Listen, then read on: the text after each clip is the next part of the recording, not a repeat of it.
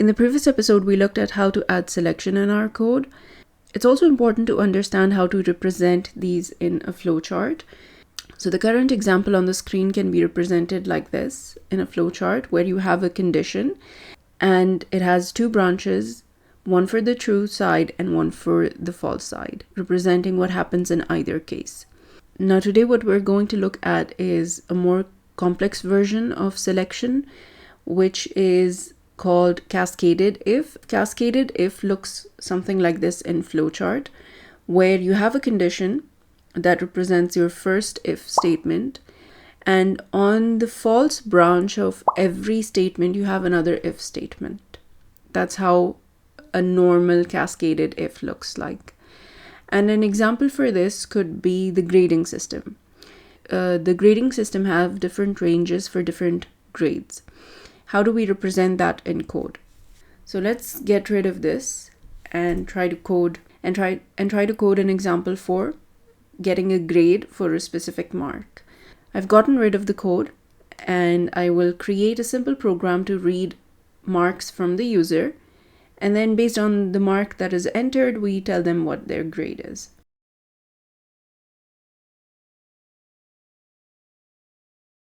Now let's say the grading system is as such. Between 90 and 100, the grade is A. Between 80 and 90, the grade is B. Between 70 and 80, the grade is C. And anything else is considered fail. We can do this using cascaded if, and this is what it would look like. So your first statement is for grade A. The second condition will be for B. The third will be for C, and then anything else will be for F. For A, the condition was that mark should be between 90 and 100, and we're assuming that this is inclusive, meaning both 90 and 100 are included in this range. So mark should be either greater than or equal to 90. This is the lower range. And at the same time, mark should be always less than or equal to 100. This is exactly what we did in the previous episode as well. If you don't know how this works, please watch the previous episode. But in order to create conditions for ranges, we always use the AND operator to join the conditions. So the number has to be between this range, either 90 or more or 100 or less.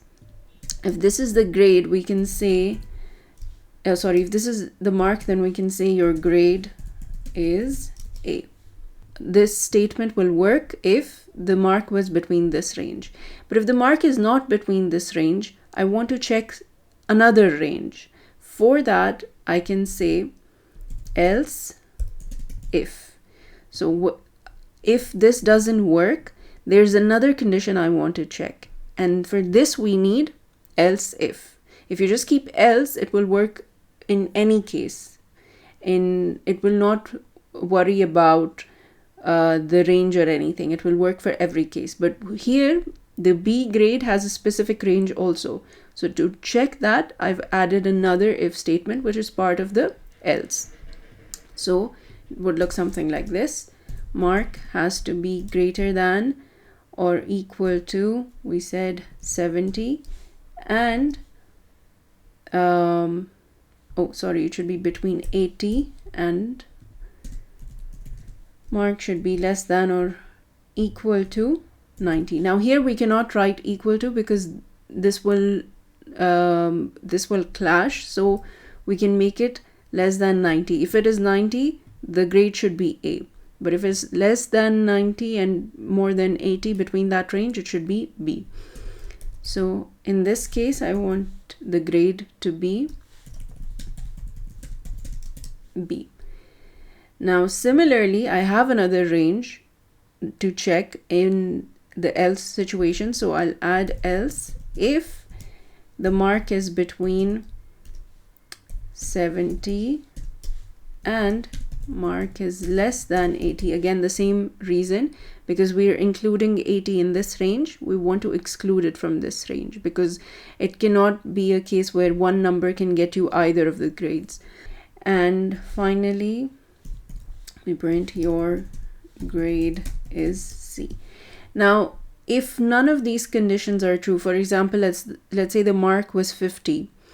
The mark 50 does not belong to any range. It doesn't belong here or here or here. So in that case, if there's any other mark, we say else your grade is F. So in this case, we have something called cascaded if. So cascaded if allows you to check multiple conditions if the previous condition was false. So if this condition was false, it will go to the next one. If this was false, it will go to the next one. If this was false, it will go to the last, which is else. But if this was true, everything else is skipped. So it's only one condition becomes, only one condition is selected for the code to run.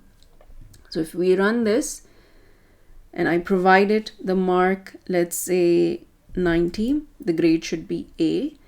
If I provided the mark, let's say 85, the grade is B. For 75, the grade should be C.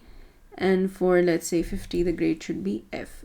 It will always select the block where the condition fits. If all the conditions are false, it goes to the else block. So this is called cascaded if.